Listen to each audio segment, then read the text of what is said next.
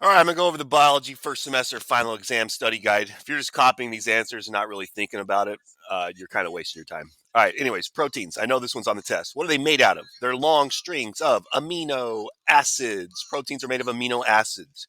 I'm going to put down three functions, three jobs that proteins do. Going to need to know them. All right, so number one, they speed up chemical. I'm going to put RxTS for reactions because I can't fit it. They speed up chemical reactions. They carry oxygen in blood, and they also help to fight disease. All right, so what are the examples that do these three things? The things that speed up chemical reactions, the proteins, are called enzymes. The proteins that carry oxygen in blood, I misspelled it, it's a Z, is hemoglobin, globin. And the proteins that fight disease are antibodies. All right, so let me fix this. Enzymes speed up chemical reactions. Hemoglobin carries oxygen in blood, and antibodies fight disease. Carbohydrates, I don't think this is on the test, but they're made of sugars. Made of sugar. What's their job? Provide energy. And what's some examples? Let's do the ones from nucleic acid. Deoxyribose is the sugar in DNA. And whoa, I got to tap. And ribose is the sugar in RNA. Lipids, I don't think it's on the test, so I'll do it anyways. Fatty, they're made of fatty acids and glycerol. Functions, they make up most of the cell membrane. I'm not going to type that. And remember, phospholipids. That's the type of lipids that make up cell membranes, the outer covering around each of your cells. Nucleic acids, we should know this because we just finished this unit. They're made of nucleotides. So DNA and RNA are made of a bunch of nucleotides bonded together. Function, store genetic information. And examples, obviously, DNA and RNA. All right, moving on. All right, some of these I'm not going to type them to make this shorter. An enzyme is a protein that speeds up chemical reaction. Plus, I'll be able to see who's actually listening to me and who's just watching me. An enzyme is a protein that speeds up chemical reaction. All right, right here, I'm going to label this. This right here, this is the enzyme. Enzyme, the blue thing. Right here, this space right here, it's got the perfect shape that this molecule is going to fit in there. That's the active site right here, active site. And this molecule right here, this is the substrate. So this enzyme, the blue thing, is going to work on this substrate. It's going to turn the purple thing into this green thing and this yellow thing. And these things over here, that's the product. Product. All right, so remember, it's the shape of proteins, it's the shape of enzymes that determines their function. If their shape gets screwed up, they will no longer work. All right, moving on. What does it mean that enzymes have specificity? It means they are specific to one substrate.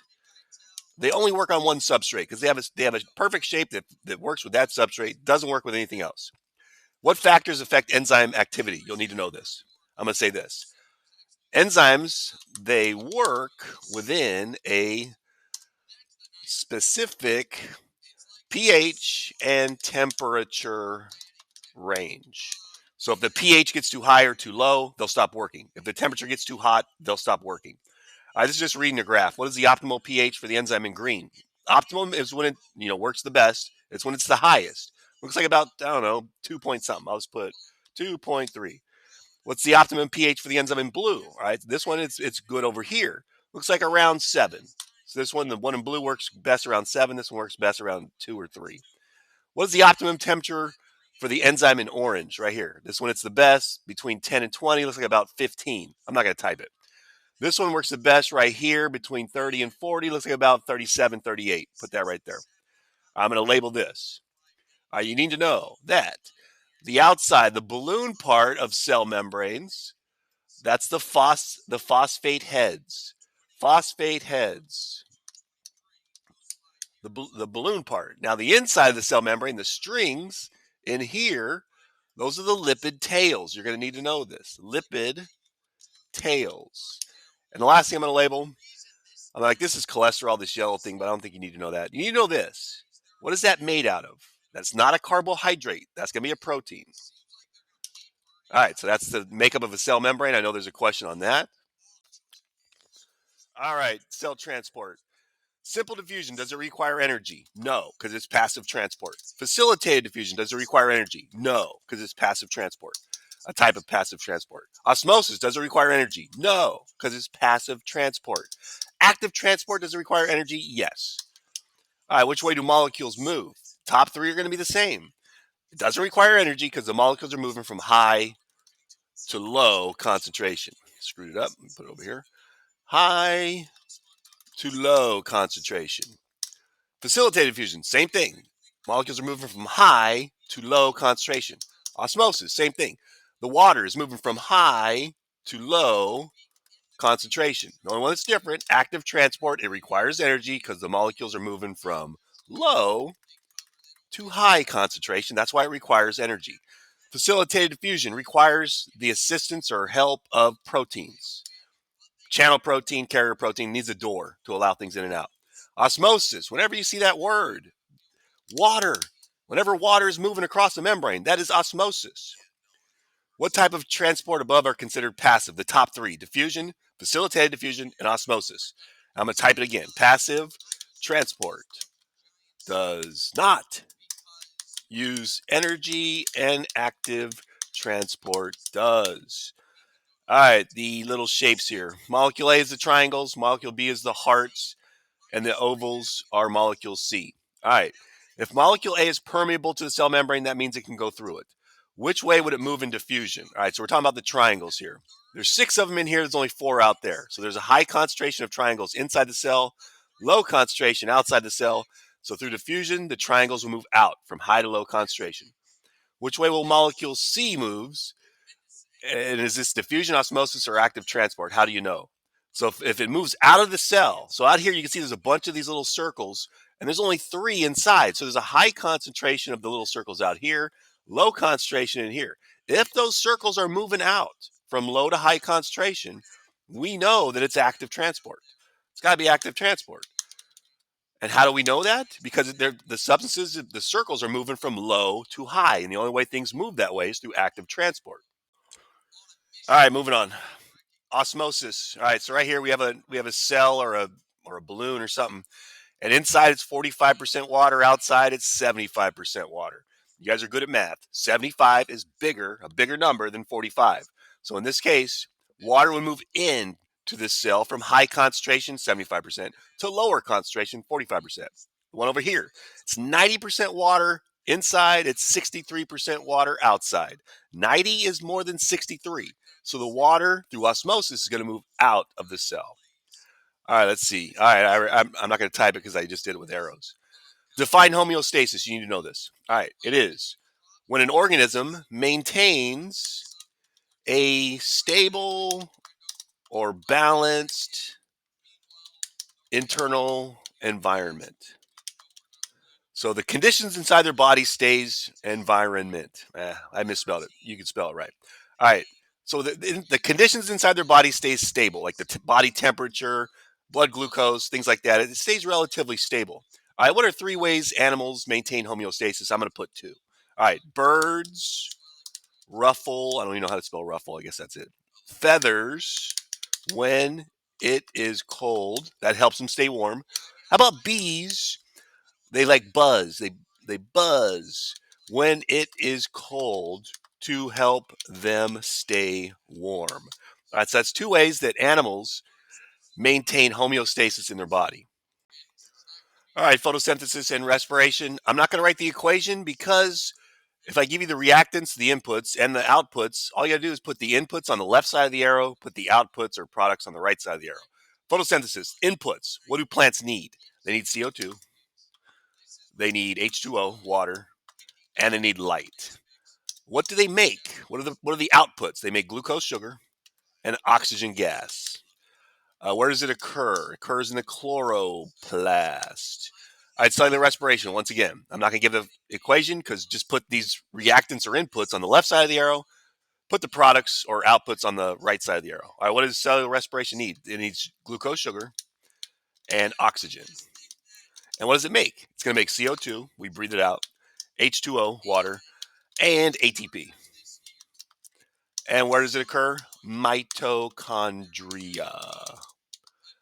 All right, the 3 steps of cellular respiration. I know in my class I had 4, but a lot of textbooks put step 2, pyruvate conversion, and step 3, Krebs cycle together.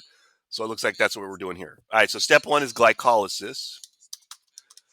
How many ATPs? You won't have to know exactly, but you should know that it doesn't make much. It only makes 2. The second is called the Krebs slash citric acid cycle. How many does it make? You won't have to know exactly, but just know it doesn't make very much. It makes 2. And the last step is called the electron transport chain. You won't have to know exactly how many ATPs, but you should know it makes the most by far. It makes about 34. All right, why is ATP so important? That's simple. It can be used as an immediate source of energy. ATP is the energy molecule. All right, DNA and protein synthesis. All right, so here, this is a nucleotide right here. You got the base, the sugar, and a phosphate. So if there's an A over here, there's going to be a T or thymine over here. This right here, this shape, this is going to be, I'm just going to label it D for deoxyribose sugar. And this right here, that's the phosphate. I'll put P for phosphate. And obviously, if there's a G over here, there'll be a C over here. All right, base pairing rules is simple. If there's an A, there'll be a T. If there's an A on the left, there'll be a T on the other side. If there's a T on one side, there'll be an A because A goes with T, except RNA. T goes with A, except RNA because it goes with U. G goes with C. G goes with C. C goes with G. And C still goes with G. I'm not going to do transcription on this little strand right here because I'm going to do it. The next question asks me to do it, and so I'll do it just once. All right, transcription. Where does it take place? Since we're copying the code in DNA and DNA is in the nucleus, it's got to take place in the nucleus. What is made? We're copying the code of DNA and making a messenger or mRNA. What type of RNA are involved? So this is going to be M or messenger RNA. Going over here, translation, the second step of protein synthesis. Where does it take place? It's where proteins are made, ribosome. What is made is where we're making the protein. Protein synthesis literally means making proteins.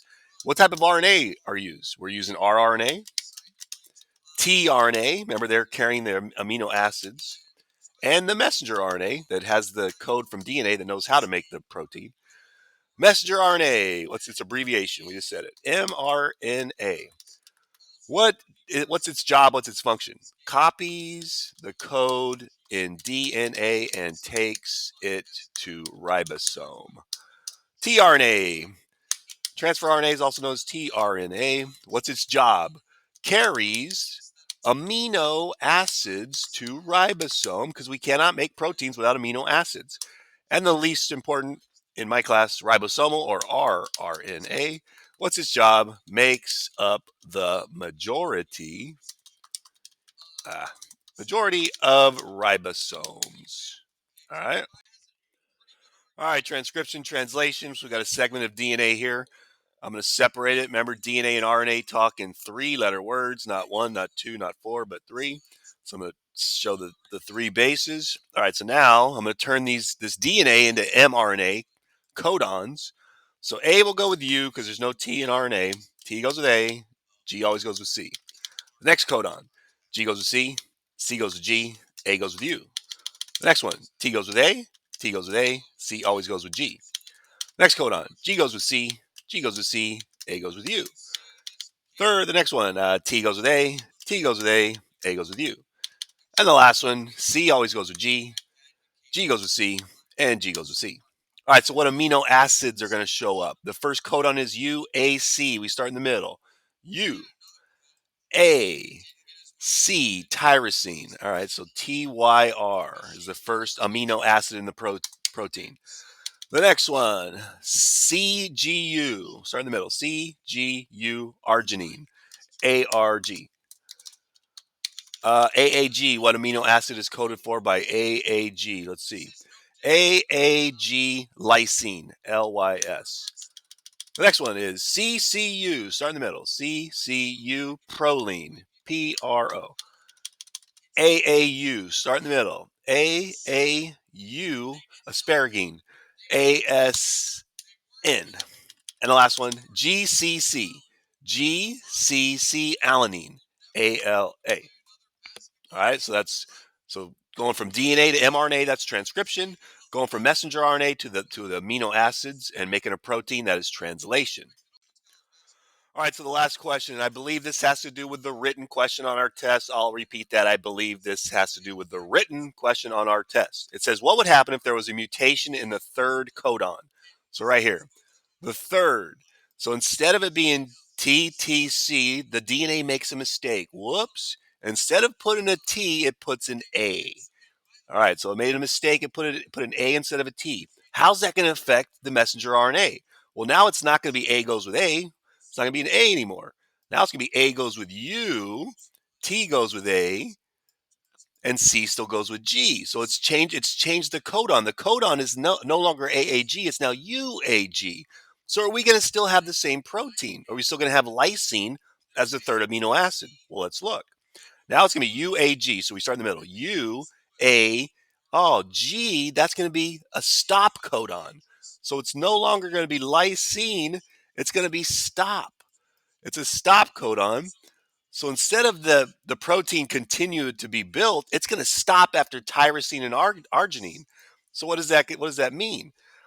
So the mistake, the mutation in DNA, it will totally change the shape and function of that protein. So changing the DNA changes the messenger RNA, which then can sometimes change the amino acid, which will change the protein. Because remember, it's the order of the amino acids that determines what shape the protein is going to have, and it's the shape of the protein that determines its function or job. All right, I hope you guys understood this. If you did, and you wrote all this down, you should do well on the test. All right, I'll talk to you next time.